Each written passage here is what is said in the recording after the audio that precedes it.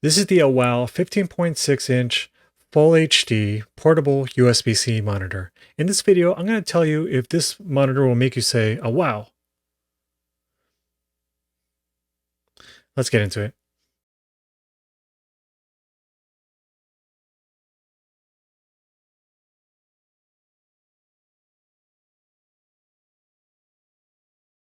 If you're constantly on the go, always working from a coffee shop, a hotel room, and always working on your laptop, but you want that dual monitor experience, having a portable monitor is a no-brainer.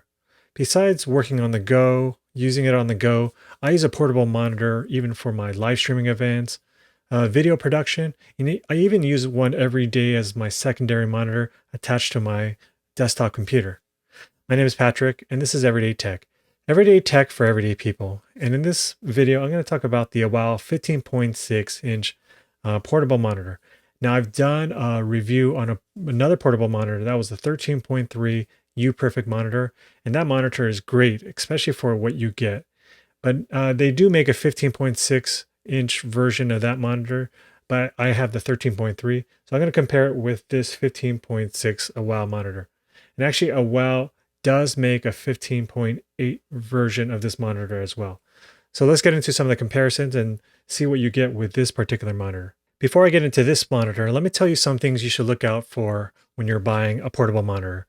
It has to have a USB-C connector that can handle both power and video. Now, there are some portable monitors out there that say they're USB powered, but you still need to connect them via HDMI or another video connector. And then it has to be at least full HD. That's 1920 by 1080. You can go up to 4K, but the price goes up significantly. So let me tell you what you get with the Awow monitor here. You get a 15.6-inch screen size, full HD at 60 Hz refresh rate. It's a super thin monitor here, a lot thinner than the UPerfect 13.3-inch monitor that I have over here. Of course, as far as height and width are concerned, this is a lot bigger because of the different screen size, but it's a lot thinner. And it has to do with probably the ports that they put in this. So let me go over the left side here as far as ports are concerned. This is a mini HDMI port, not a full HDMI port that the UPerfect has. I definitely do prefer the full HDMI port because that means one less adapter to travel with. But I can see why they went with the mini one to make it a lot thinner. And then you have two USB-C cables here, or ports here. Now, the bottom one is mainly just for power, and then the middle one is what most people are going to be using because this powers and sends video to the monitor through your laptop. Now, if you're going to use the mini HDMI here, you will need to power up this another way.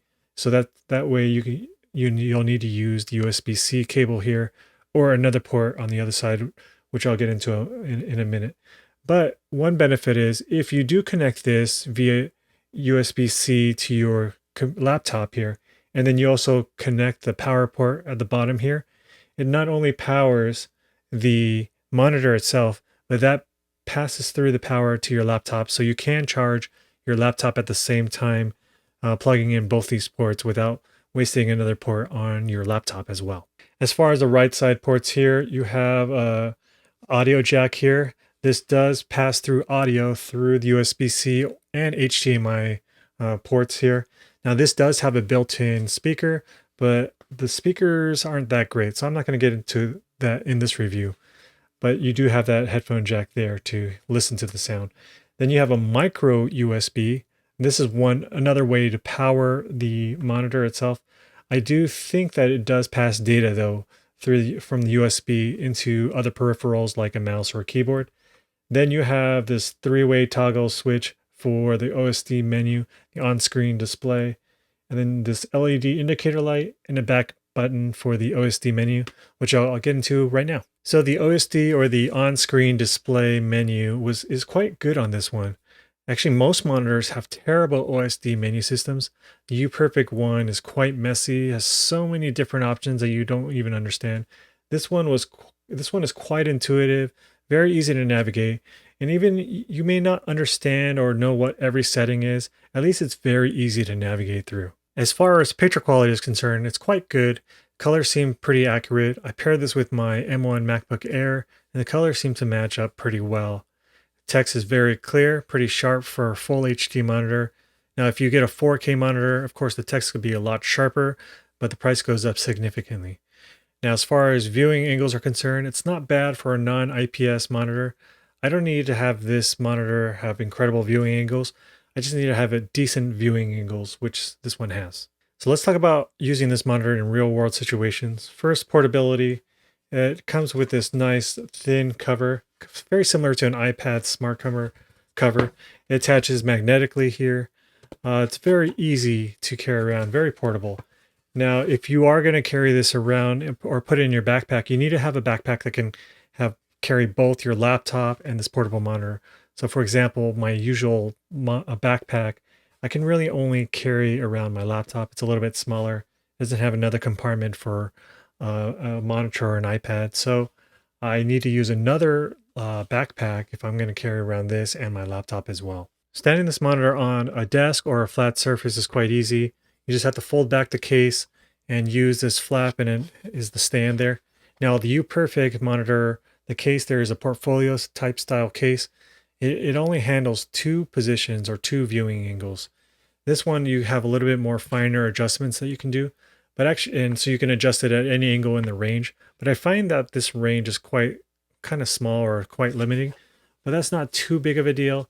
Now, if you do try to angle this back more than it can handle, this case will detach because it's only attached magnetically. Now, as far as the viewing angles is concerned, it's not a big deal because the viewing angles are quite good.